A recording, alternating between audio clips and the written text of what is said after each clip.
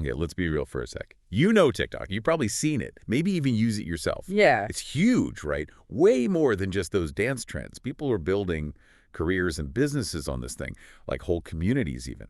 But imagine it all just vanished. Yeah, it's a real possibility, closer than a lot of folks think. We had this federal appeals court ruling that could completely change things, the whole digital scene. So break it down for me. Like, what exactly went down? I know there's been this talk about a TikTok ban for a while now. Right. Well, on December 6th this year, all that talk got real serious.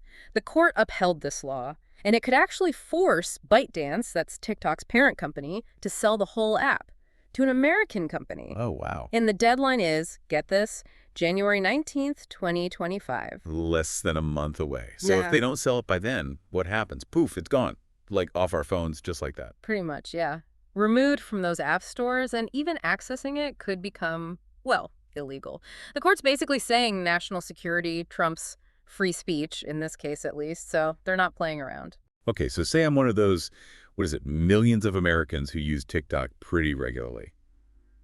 What's this actually mean for me? Like, really, walk me through it. Okay, so think of it this way. You wake up one morning, and TikTok, it's just gone. Off your phone. You might be able to get to it for a bit, using a VPN, it's like a digital disguise. But even that could get a little dicey. Imagine this platform that's been such a big part of your life for talking with friends, expressing yourself, even making a living maybe, and suddenly it's off limits. Okay, yeah, starting to see how big this could be. But TikTok's not just going to take this lying down, are they? Yeah. They're fighting back. Oh, absolutely. They're taking it all the way up to the Supreme Court, arguing that banning it would be violating, users' free speech rights. What they want is a stay on this whole law while the appeal goes on. It's like hitting the pause button. Pause button, got it. But what about all those users, like 170 million Americans, right? Yeah. Stuck in the middle of this. What happens to them if the clock runs out and ByteDance just can't find a buyer?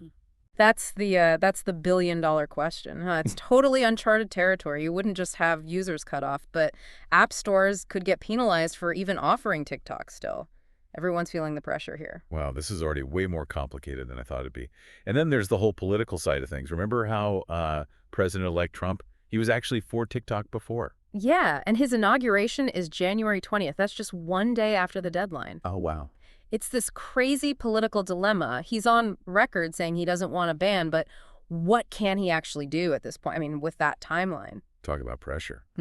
So we've got this court battle going on, millions of users just waiting to see what happens, this deadline, and a new president walking right into the middle of it all.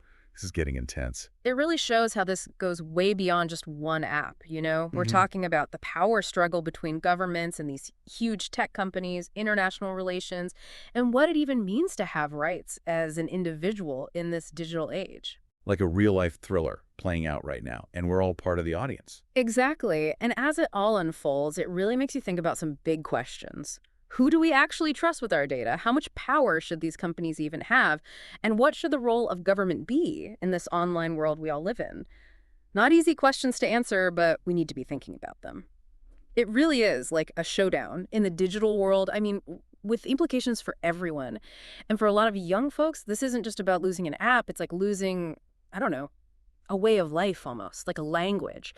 TikTok's become so important for how they interact, how they express themselves, their whole experience online. Yeah, I can see that. But let's go back a bit. What's really behind this whole ban thing? Why is the government here in the U.S. so worried about TikTok specifically? It comes down to two things, really. Data security and potential foreign influence. Remember, TikTok's parent company, that's ByteDance, is based in China. And there's this worry that the Chinese government could be getting access to user data, through the app. What kind of data are we talking about here? Like, it's not my secret family recipes or anything. Well, it's more than just your basic info, yeah. Like your name or email. We're talking location data, your browsing history, even things you say, like near your phone. Think about what a government could do with all that, especially now with targeted ads and all this AI stuff. Okay, yeah, that is a little creepy. But has this data actually been misused? Or is it more of a what-if kind of thing? That's where it gets tricky. There have been reports, allegations, but nothing concrete, at least not publicly. But even the possibility, right, with all the tension between the U.S. and China, well, it's enough to make people in Washington nervous. So it's like a digital Cold War and TikTok's caught in the middle? You could say that, yeah.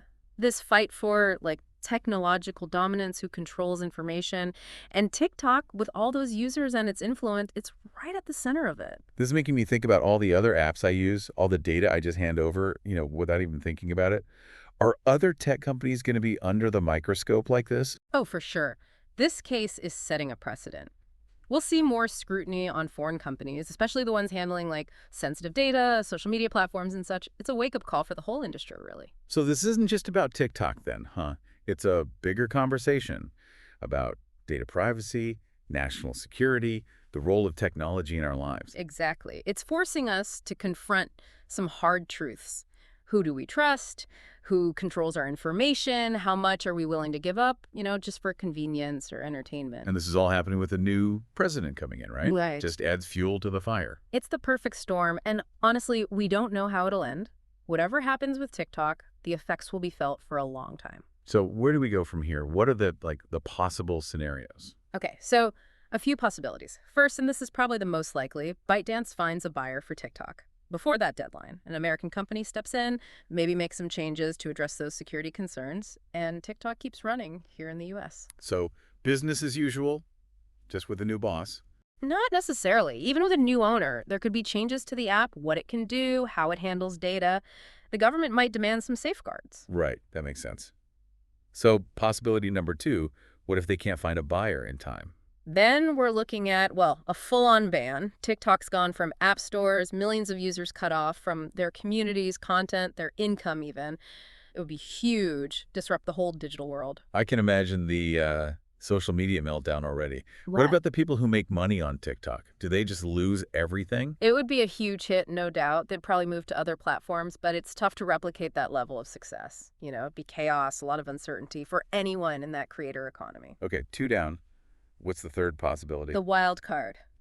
President-elect Trump steps in, uses his power to delay or even stop the ban completely. But wouldn't that be like going against the court? They already ruled. It'd be unusual, yeah, but not impossible. He could put pressure behind the scenes or use executive orders once he's in office. It's a long shot, but you can't rule it out. So we're just waiting, basically, to see what the court does if ByteDance finds a buyer and how the new administration handles this whole thing. Exactly. It's a lot of moving parts. The future of TikTok, maybe even the future of the internet, hangs in the balance. It's easy to get caught up in all this, the legal stuff, the politics, but we can't forget about the people. For a lot of folks, TikTok's not just an app, it's how they create, it's a community, even a way to make a living. Right, we talk about, data security, national security, all these big ideas, but there are real people whose lives are, like, totally tied to this platform. Exactly. We're talking about teenagers, sharing their dances, artists finding an audience, businesses connecting with customers. What happens to all that if TikTok just vanishes? It would be a huge shock, that's for sure. You think about that feeling of loss, the connections just cut off, people who might lose income. It's like, I don't know, a digital diaspora or something. Having to start over online, somewhere else. And it really shows you the power these tech companies have, right? Yeah. How much they shape how we talk to each other, how we get information, even how we see ourselves. It's kind of exciting, but also a little scary. It's the thing about this digital age, isn't it? We love the new stuff, the convenience, but it comes at a price. We got to be careful about who we trust, how much control we're giving up. And with TikTok, we're being forced to make some tough choices, Huh. National security versus freedom of speech, privacy versus corporate power, even global politics versus personal connections. A lot to think about. Yeah, for sure. It's a complicated situation, no easy answers. And whatever we decide now, it'll have ripple effects, shaping the whole digital world for years to come. So what can we even do? As regular people, do we just sit back and watch, or can we actually make a difference? I think staying informed is key, talking about it, letting our elected officials know how we feel. There are groups out there advocating for digital rights, data privacy. You can support them. Maybe this whole TikTok thing, it'll get people talking more about technology and its role. How do we find that balance, between progress and safety? I hope so, yeah. Because this isn't just about TikTok, right? It's about the internet itself, where our society is going. It's about taking back some control in this digital world we've built. A lot to chew on. Definitely. If you're listening, I encourage you to, do your own research, make up your own mind, and don't be afraid to speak up. This affects all of us. And as we wrap up this deep dive, here's something to think about. Imagine you're the one calling the shots. How would you handle all this? National security, free speech, individual rights in this digital age. There's no easy answer, but it's worth wrestling with. Yeah, this story's not over yet. Keep your eyes peeled because things moving fast. Thanks for joining us. We'll be back soon with another deep dive into the stuff that matters, the most interesting, the most important issues of our time.